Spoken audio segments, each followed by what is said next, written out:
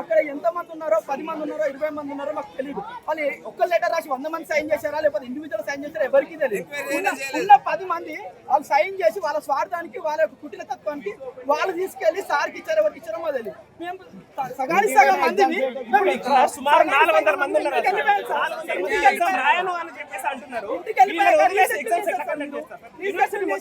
Year students ఉన్నది 600 మంది మాత్రమే. 400 మంది ఇక్కడే ఉంటే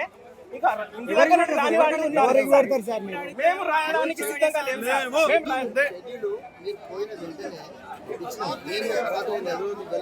మొన్న డిగ్రీ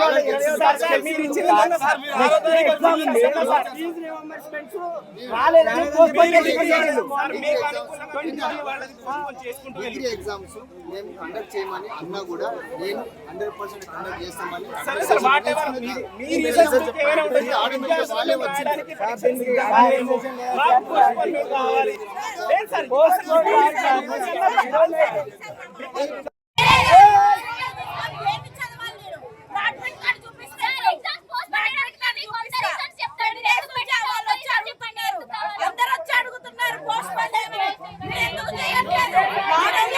కాంపిటేటివ్ ఎగ్జామినేషన్ అమ్మా, అది ఒక్కసారి చదివితే రాదు, అది కంటిన్యూగా 2 సార్లు చదువుకోవాలి. అలాంటప్పుడు ఎగ్జామ్స్ పెట్టలేకుంటున్నారు. అలాంటప్పుడు ఈ కోర్సు మీకు ఇంపార్టెంట్ కదా,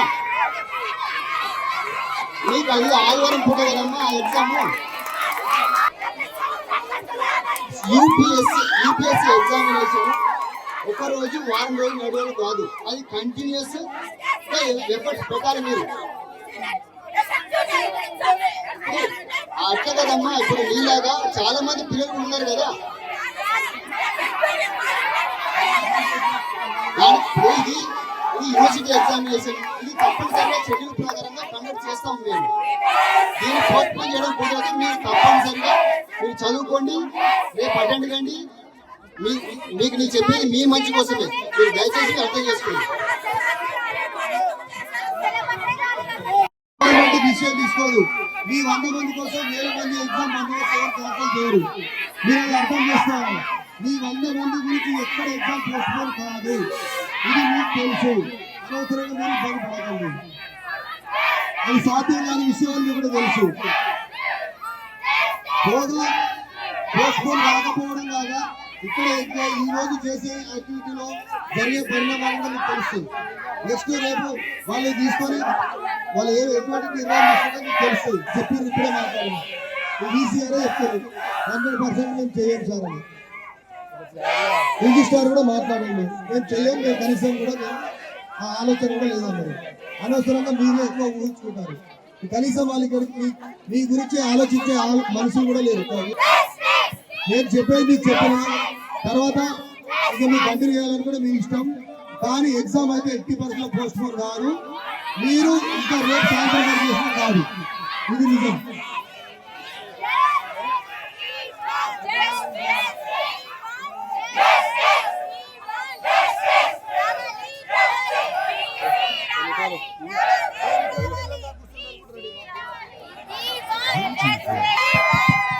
మేము పోలీసు వారిని నైట్ అంతా కూడా వేయడానికి అడిగాం. మేము నైట్ అంతా కూడా ఇక్కడ ఉంటాం, మాకు ఏం అభ్యంతరం లేదు, మీరు కూడా ఉండదు.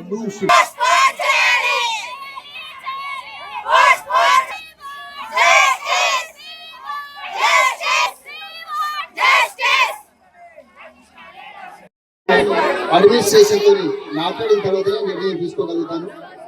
ఈ టైంలో మాత్రం నేను నిర్ణయం తీసుకోలేదు. ఎందుకంటే వినండి, please. అట్లా కాదమ్మా, ఇప్పుడు ఆల్రెడీ 11:30 అవుతుంది.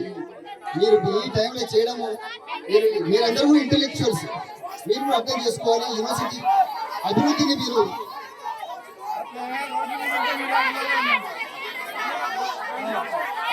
మీరు ట్రై టు అండర్స్టాండ్.